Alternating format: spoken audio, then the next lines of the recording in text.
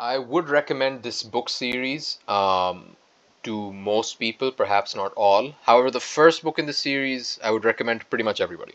So if you're looking for a fantasy series to read, dark fantasy, if you want kind of like a more adult version of a fairy tale, this is the series for you. These are the books for you.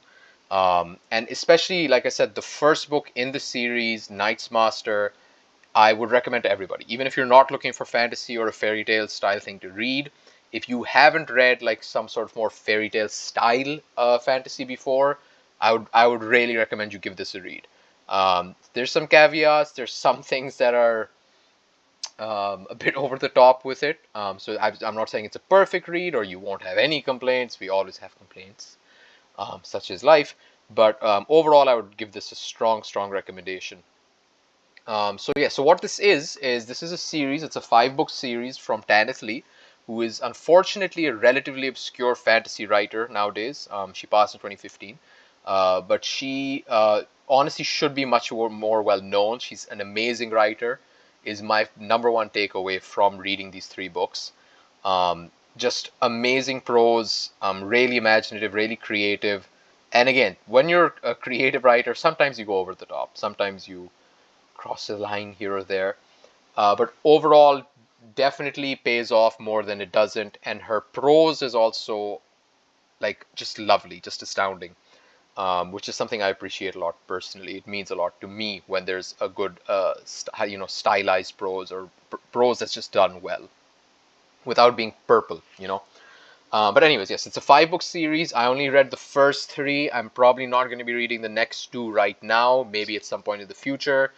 I'll get to why actually I'll just tell you now. It's like I said, it's a fantasy style literary series. The plot structure, the prose, while very nice, while very fun, very poetic, very beautiful.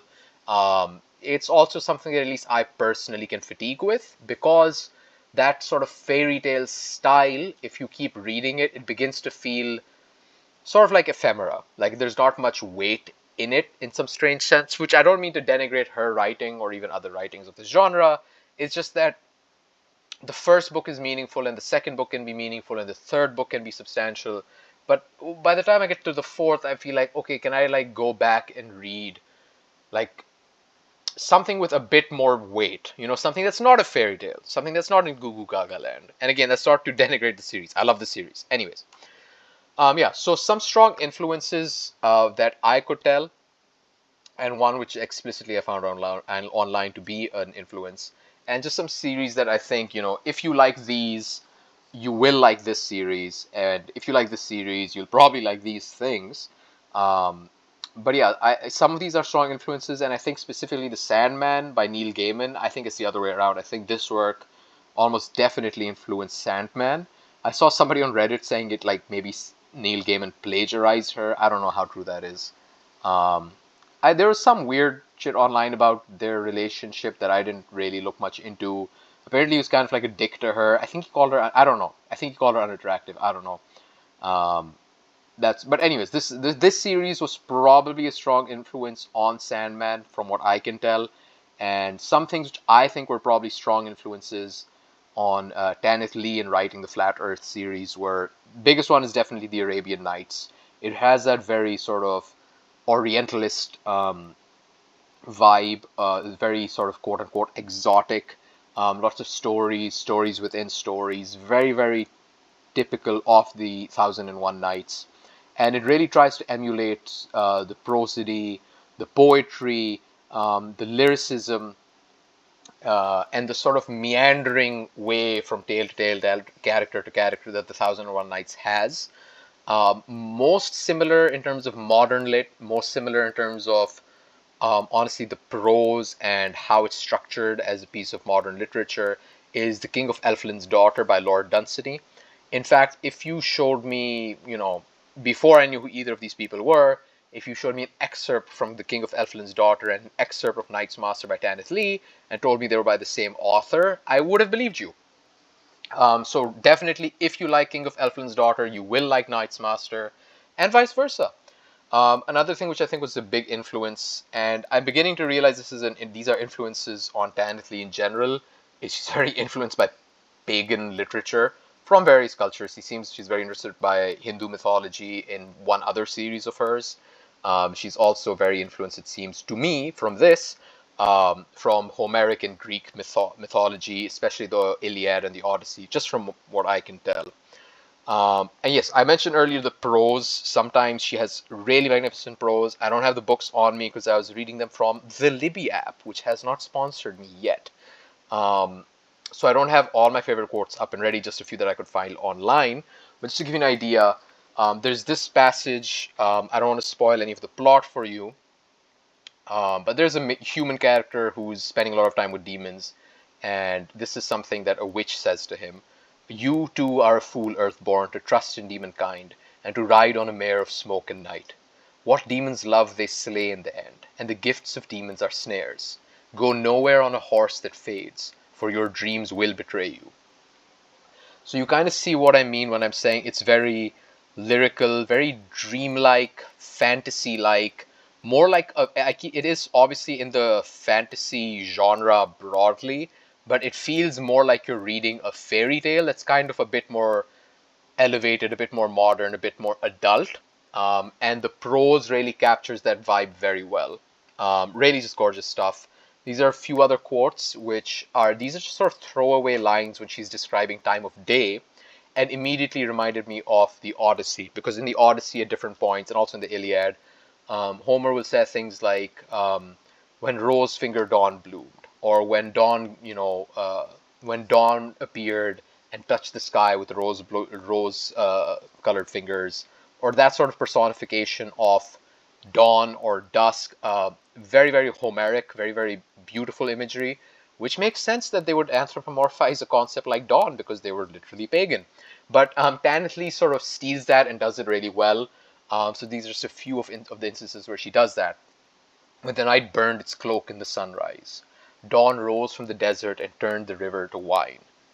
Dusk came to the third day and killed it with a blue sword. Always it was the same, and the day, always taken by surprise, never escaped, but bled and swooned and shut its eyes in blackness. So really lovely imagery, great personification, really sets the mood for her writing, for the books, for the chapters, for those moments in the story really, really well. And also just want to say, like, a lot of the times when someone's trying to do sort of high craft stylized prose, it can be very easy to just be very mouthy and annoying and, sort of become purple prose. And I think she usually strikes a balance where it's not always in your face, here's a fantasy, or here's a fairy tale, or here's a poem. She sort of toes the line very well for the most part, not all the time, but for the most part. And she also manages to say like things which are both simple and yet pretty. So, having told of so much beauty, how is it possible to tell of her? Or the bitterness of joy lies in the knowledge that it cannot last. Very simple sentences, simple sentence structure, no complicated vocabulary, but still very pretty, especially when you read them within their own context in the book, which I obviously don't have here. So again, just a remarkable prose writer overall, ignoring even the content, which for me makes this a definite read. Honestly, if the prose is good enough, I'm very willing to ignore plot, which you don't have to do here. The plot and the content is also fun. Okay, yeah, before I continue, briefly what you see on the screen are the covers for the first two books in the series, Knight's Master and Death's Master. These are the Japanese editions, which are gorgeous. They're so much better than the covers for the original, like, British editions and stuff. I couldn't find the covers for the rest of the series, like the Japanese editions. I don't know if they didn't publish them or they're not online. I don't know. If you're a Japanese person who can find these for me, please let me know. But really beautiful. But anyways, yes, the content also is really rich, especially in the first one, Knight's Master. It really captures the essence of what makes reading something like The Thousand and One Nights or the Odyssey, or King of Elfland's Daughter. It's what makes them so fun is the richness, the lore, sort of, without being too nerdy and like here's 13 pages of lore explaining the world you're in. It's very light on its feet, yet just deftly done lore, and it's just gorgeous. To give you a brief bit about the world and the series, Obviously, I don't want to spoil anything, and I don't want to make this a video just explaining everything either. This is not an explainer video. I don't think there's enough readers to even justify a video like that. But this is, the world is flat. If you couldn't tell from the title, it's the Tales from the Flat Earth. The world is flat. Interestingly, I don't think it remains flat. There's this whole concept of sympathetic magic, but whatever. There's also a sort of pantheon that she's made, of which there's 5 Lords of Darkness. Berserk fans, where you at? God hand. 5 Lords of Darkness. The first one follows the Lord of Demons and Night and whatchamacallit. His name is, I don't know how to pronounce his name. I'm going to say it's Azarn. And we're going to go with that. And the first one centers around him, and it's very, if you're into vampires, this is also great for you. He's like a quintessential vampire. He's charming, he's ethereally beautiful, he's mysterious, he's wandering around causing all sort of problems for everybody. But he's sort of like a chaotic neutral for the most part. Like, he likes messing with humankind, he likes causing problems and wickedness, but not really in the sense that he's particularly out to ruin anyone's lives, just in the sense that it's amusing to him. And it's sort of centered around him and him coming to Earth from under Earth and having fun. Now, one thing which might put people off is how unimaginative and honestly borderline stupid things like flat Earth, inner Earth, under Earth, and upper Earth sound, because that's how she structured the world. There's flat Earth, which is the world where humans are. Then there's the inner Earth where the demons are. There's under Earth where death is, and we'll get to death in a second. And there's upper Earth where you have like the deities or whatever, angels and such as they are in her creation. So it sounds very stupid if you're not reading it, but it's like I said, it's very artfully done, very deftly done. Definitely worth the read. But yes, the first book centers around Azarn, and I think Azarn really was lightning in a bottle for her.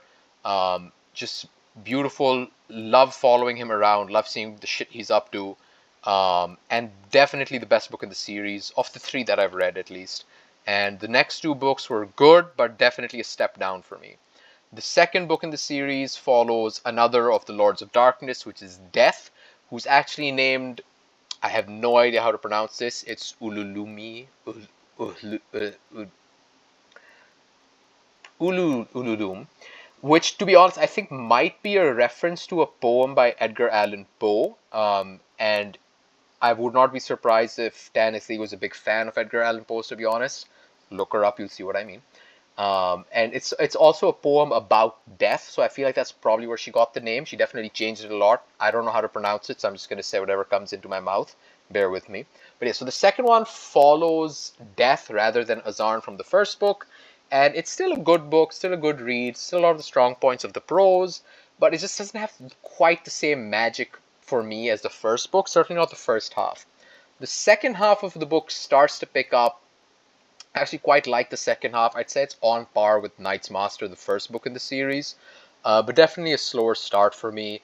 The third book I like honestly a bit less, and I think that's where the series also changes, and that's also why I've kind of not as interested in continuing the series, at least for now, which is that it's sort of, you can see it becoming more like a novel and less like a fairy tale. There seems to be a broader arc happening that involves a third of the Lords of Darkness, who's the Lord of Delusions and Madness.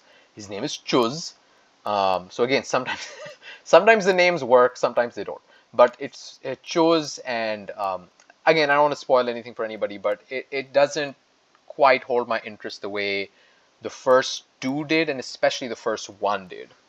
And yeah, overall, in terms of content, it's really magical, dreamlike, ethereal, lyrical, whatever you want to call it. Definitely worth a read if you're into fantasy, if you like fairy tales, if you like them growing up, if you like the 1001 Nights, if you like vampires. Really, there's something in this for most people if you have a sort of creative bent in the things you read. There are some drawbacks, which is for in general, she's very creative, very imaginative, and I'd say her ideas work out more often than they don't, but they don't always work out. There's some shit in there that's weird and unnecessary. Same with her prose. It's for 99% of the time it's great. There's a couple of times it's a bit odd or janky. Sometimes it gets a bit repetitive across 3 books at least. I don't think if you just read Knight's Master it would feel repetitive, but if you read 3 books in quick succession the way I did, I think you would begin to see some things repeat, and that might be annoying to some. Although if you read Homer, he's also quite repetitive. So do with that what you will. My biggest, honestly, gripe with the series was just the amount of sexual content. So if that's something you're uncomfortable with, that's something to take into account. But there's just a lot of sexual content, which doesn't, to me, just honestly often feels superfluous. Which is just it honestly, in true of sexual content in media in general, it often feels unnecessary, just kind of there for no reason. Even if sometimes it's written in such a way to make it fit the plot, but it just feels unnecessary. And yeah, there's just a lot of it in each of these 3 books. There's just there's times when you don't see it for a few chapters and you forget that she does that kind of thing, and then bam, like a rape scene or just weird shit. Or here's a gender bending magical such and whatever. It just gets weird. That's also on that point. However, funny thing is, while I think, again, I liked all 3 books, they definitely did get worse from book 1 to 2 and 2 to 3.